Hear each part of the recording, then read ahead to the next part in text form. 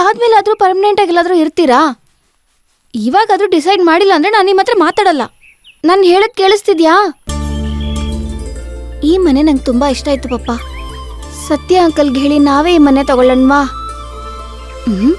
ಏನಾದ್ರೂ ಒಂದು ಹೇಳ್ತೀರಾ? ಸುಮ್ನೆ ಇರೆ, ಮೀಸೆ ಕಟ್ ಮಾಡಿದ್ಮೇಲೆ ಯೋಚನೆ ಮಾಡ್ತೀನಿ. ದೇವ್ರೆ, ಇಷ್ಟಾದ್ರೂ ಮಾತಾಡಿದ್ರಲ್ಲ. ಗಾಯತ್ರಿ ಜಿ, ನಮ್ಮ ಅಪ್ಪಂಗ್ ನೋಡ್ತಾ ಇದ್ದೀರಾ ನೀವು? ಅಯ್ಯೋ, ನಾನು ಸುಮ್ನೆ ತಮಾಷೆ ಮಾಡ್ದೆ. ಇವಳಿಗೆ ದಾರಿಗೆ ತರ್ತೀನಿ ನೋಡಿ. ಓಕೆ.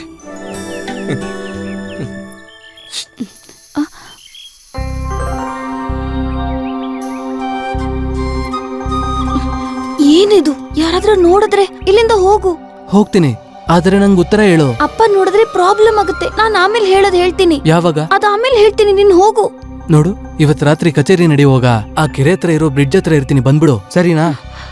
ಬರ್ತಿತ್ತಾನೆ? ಏಯ್, ಬರ್ಬೇಕು. ಬರ್ತೀನಿ, ಹೋಗು. Okay, thank you.